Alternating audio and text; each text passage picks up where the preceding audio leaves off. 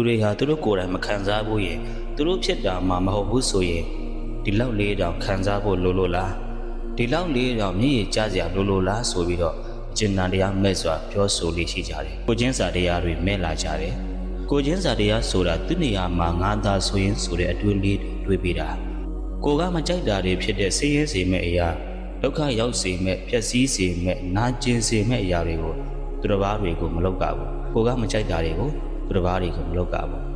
တိုးပေါ်တိုးကစာနာမှုကျင်နာမှုတွေရှိရမယ်မျှဝေလိုသောစိတ်ကျင်နာတတ်တဲ့စိတ်ထားလေးထားပြီးတော့အသက်ရှင်နေတဲ့အခိုက်အတန့်တွေမှာဘဝကိုကောင်းမြတ်သောစိတ်ထားတွေနဲ့ဖြတ်သန်းတတ်ဖို့ကတိတ်ကိုအရေးကြီးတယ်အချို့သောသူတွေကကိုယ့်ရဲ့ကိုချင်းစာတတ်တဲ့စိတ်ထားလေးတွေသူတစ်ပါးတွေအပေါ်ကိုကျင်နာတနာတတ်တဲ့စိတ်ထားလေးတွေကိုချနှင်းပြီးတော့လိန်ညာသွားကြတယ်လောကမှာအာနာတတ်တဲ့သူတနာတတ်တဲ့သူကျင်နာတတ်တဲ့သူတွေဆိုရင်လူတွေကပို့ပြီးတော့လိန်လို့ညာလို့ကောင်းကြတယ်လိန်ကြပါစေညာကြပါစေကိုယ့်ရဲ့ပေးကမ်းမှုကြောင့်ကိုယ့်ကိုလိန်သွားလို့သူတို့အဆင်ပြေမယ်ဆိုရင်ကိုလည်းပဲကုသိုလ်ရတယ်ကိုယ့်ကိုလိန်သွားတဲ့သူကိုလည်းပဲမေတ္တာပို့လိုက်ပါငါ့ကိုလိန်သွားလို့သူတို့လေးတွေအဆင်ပြေတယ်ဆိုရင်ပဲငါ့အတွက်ကုသိုလ်ရပါတယ်ဆိုတဲ့စိတ်ကိုသာပြောင်းပြီးတော့တွေးလိုက်ပါအဲ့ဒီလိုလိန်သွားညာသွားတဲ့သူတွေဟာလည်းပဲတနေ့နေ့မှာတနေ့မဟုတ်တနေ့နဲ့သူတို့ရဲ့စိတ်ဓာတ်ကသူတို့ရဲ့ဘဝကိုဖန်တီးပေးလိမ့်မယ်ကိုယ့်ရဲ့မေတ္တာကိုယ့်ရဲ့စေတနာကိုယ့်ရဲ့တရားတရားကကိုယ့်ကိုပြန်ပြီးတော့အကျိုးပေးပါလိမ့်မယ်ကိုယ့်ရဲ့ကောင်းမြတ်တဲ့စိတ်ထားလေးတွေကိုဘသူကြောင့်ဘယ်ဝါကြောင့်မှဆိုပြီးတော့ကိုယ့်ရဲ့စိတ်ကောင်းစေတနာကောင်းလေးတွေကိုဘယ်တော့အခါမှအပြတ်မခံပါနဲ့ကိုချင်းစာတရားရှိလာတဲ့သူရဲ့တန်တာမှာ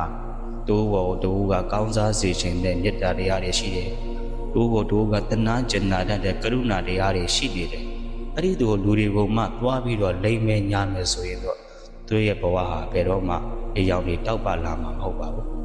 လွန်နေရာမှာတနာကျင်နာတတ်တဲ့ကောင်းစားစေခြင်းနဲ့အဲ့ဒီလိုပုံကိုယ်တွေဟာသူတစ်ပါးရဲ့စိတ်ခံစားချက်ကိုနားလည်ပြီးတဲ့ကောင်းစားစေခြင်းနဲ့ကျင်နာတနာတတ်တဲ့အဲ့ဒီလိုစိတ်ကောင်းစေနာကောင်းလေးတွေကဒီဘဝမှာလည်းပဲအဲ့ဒီပုံကိုယ်ကိုအယောင်တွေတောက်ပလာပြီးလက်ရှိဘဝမှာလည်း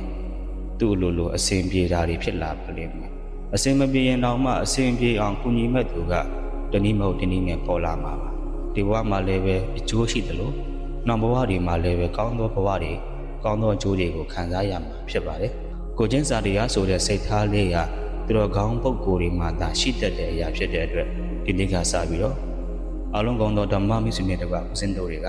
ကိုချင်းစာတတ်အောင်လေ့ကျင့်ရမယ်ကိုမကြိုက်တဲ့အရာတွေကိုသူများတွေကိုမလုပ်မိအောင်